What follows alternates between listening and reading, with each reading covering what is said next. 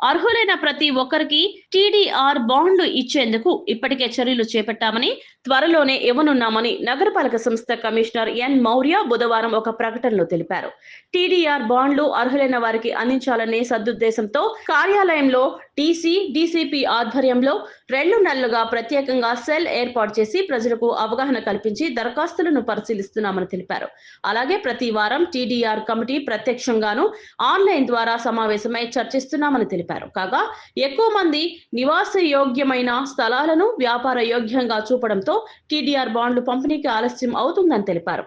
ఆయా వార్డుల పరిధిలో ప్లానింగ్ సెక్రటరీలు కూడా ఇండ్ల వద్దకు వెళ్లి వివరాలు సేకరిస్తున్నారని, ప్రజలు కూడా తమ పత్రాలను ఇచ్చి సహకరించాలని తెలిపారు. మొదటి విడత కమిటీ సమావేశంకి 9 దరఖాస్తులు రాగా అందులో అన్ని పత్రాలు సక్రమంగా ఉన్న ఒక వ్యక్తికి బాండ్ ఇచ్చామని తెలిపారు. రెండో విడత సమావేశంలో 30 దరఖాస్తులు వచ్చాయని, వాటిని పరిశీలన పూర్తి చేసి త్వరలో లబ్ధిదారులకు అందజేయనున్నామని తెలిపారు. టీడీఆర్ బాండ్లు పంపిణీలో పారదర్శకంగా వ్యవహరిస్తున్నామని, ఇందులో ఎటువంటి అపోహలను నమ్మవద్దునని కమిషనర్ ఎన్ మౌర్య ప్రకటనలో తెలిపారు.